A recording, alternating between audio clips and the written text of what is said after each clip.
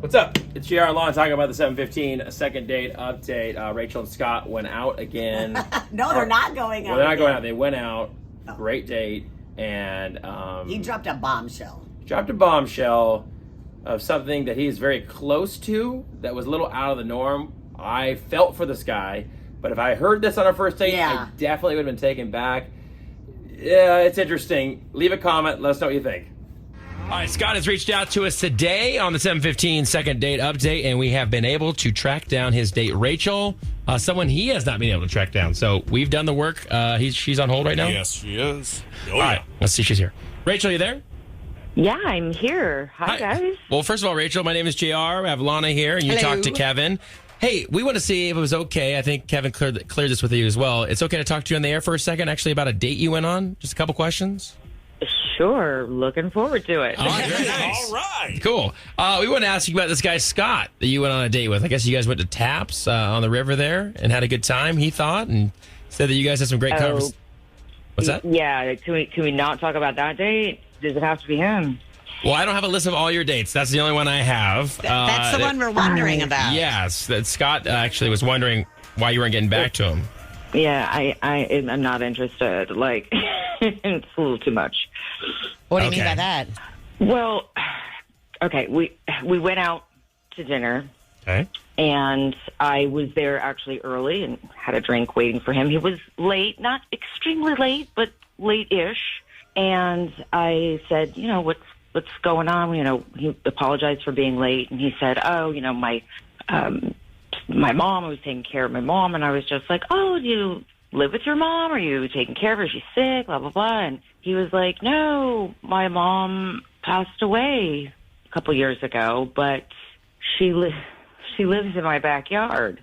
And I was like, what? Hold on. That's weird. I know. No, it gets worse.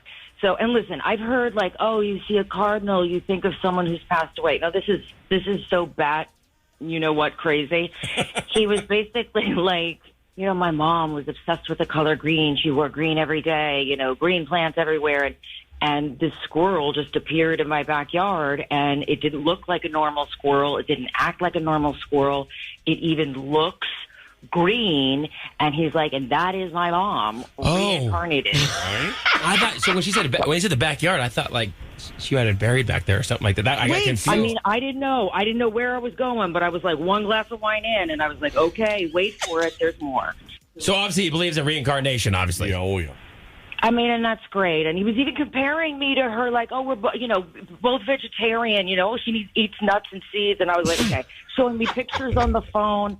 I mean, and it's cute, but I'm like, too much. And he was really sweet, but just like, I kept thinking in my mind, like talking to my girlfriends and saying like, oh, this guy, and he's got a pet squirrel. It was too out there for me. Well, listen, I appreciate the fact that he loves his mother, and if this gives him peace in life, that's great. But I would, like you, Rachel, be caught way off guard on this. Well, listen, Rachel, we actually have Scott on the phone with us. I want to bring him back on. Oh, I'm so glad we have him on the phone. Scott. Hey, what's up? Hey, Rachel. First of all, Scott, I just want to say something real quick. Hi. We want to let you know, like I just said to Rachel, like we think it's great that you still feel like you have a connection with your mother, and if that's healthy for you, that's awesome. Is what Rachel said accurate, though? Of course. Yeah. No, I mean, I know that's the thing. It sounds really crazy, and I know it sounds crazy, but it's all true. It's, my mom died a couple years ago. We were really close, and she wore green. She loved the color green, and it was like right after. Like it was like I've never seen anything like it before. I've never seen a green squirrel either. Yeah, it's a green squirrel. So I knew right off the bat that I thought, and I thought it was going to go away, but it didn't. It came right up to me, and animals don't normally like me a lot. I'm not like one of these people that dogs run up to or anything. So the squirrel came running up to me, and I just knew right away that it was Mom. And I said, I was like, Janet, and the squirrel like looked at me, and I was like, oh my God, that's Janet. It's my mom. So what I did is, I was like, okay, if the squirrel comes back tomorrow, then it's definitely my mom. And, I gave the squirrel some food. The next day, the squirrel comes back again. So, I mean, that's all the proof I needed. So I built Janet a little house, like a squirrel house. It's got a squirrel living room, and it's got a squirrel bedroom. And, it's a squirrel kitchen, even though Janet never really liked cooking so much, but the squirrel will come up and I will give it like nuts and seeds. And, that's the reason I was late is because Janet gets mad when I don't have walnuts. Sometimes. Do you call your mom by her first name, Janet? Well, I call the squirrel. Well, so there was a thing back in when we were young. It was just it's like an inside joke. Oh, okay. Got it. Sorry. Oh, Janet, and got it. But yeah, no, it sounds crazy, but it sounds just like it's my mom. Rachel, they do say you want a guy that treats his mother right. Oh, there you go. I mean, you could look at this as a endearing thing. I mean, he obviously is very in touch with the fact that he has a connection with his mother. It happens to be in the form of a squirrel. I know that's very, maybe hard to swallow right away, but I mean, is this going to be a deal breaker for you? I think, listen, I love that he's connected to his mom. I'm close with my family, too. This is just a little too woo-woo for me.